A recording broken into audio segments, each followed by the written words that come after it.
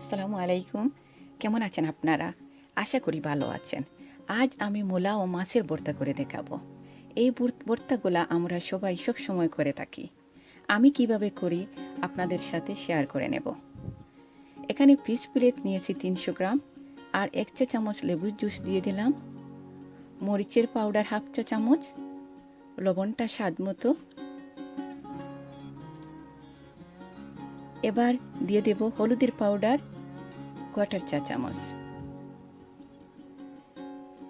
আর ভালোভাবে এটাকে মিশিয়ে নেব যেন মশলাগুলো প্রত্যেকটা মাছের গায়ে লেগে যায়। এদিকে একটা ফ্রাইং প্যানে সামান্য তেল দিয়ে দিলাম আর মরিচগুলোকে ভেজে নেব। এই মরিচগুলা ভেজে ভর্তা করলে ভর্তার স্বাদ অতুলনীয় হয়ে যায়। এবার মাছগুলাকে ভেজে নেব।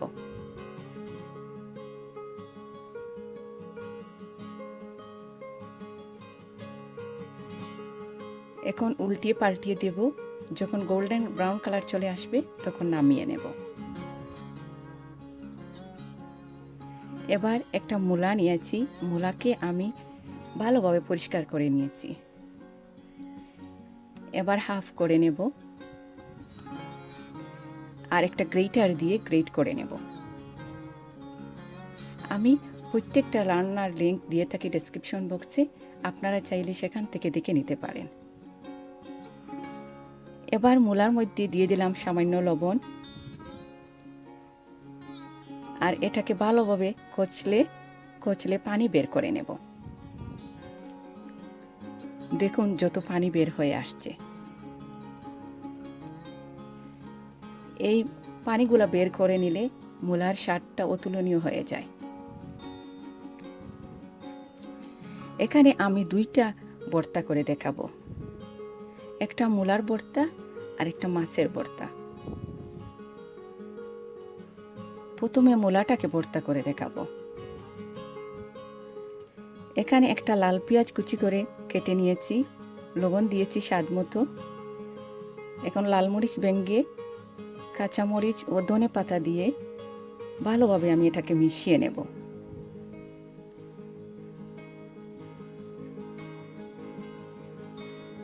এখন মাছ দিয়ে দিলাম হাফ, আবার আমি এটাকে মিশিয়ে নেব। এখন মূলা দিয়ে ভালোভাবে আমি মিশিয়ে নেব। এই ভর্তার স্বাদটা থাকে মেশানোর মধ্যে।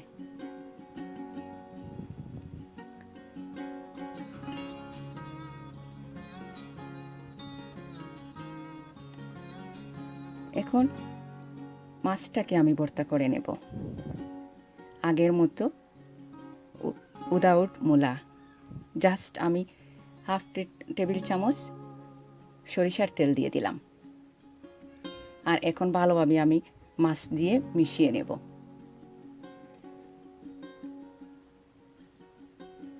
আমার রেসিপিগুলো যদি আপনাদের ভালো লাগে তাহলে আমার লাইক, শেয়ার, কমেন্ট এবং সাবস্ক্রাইব করে উৎসাহ দিবেন।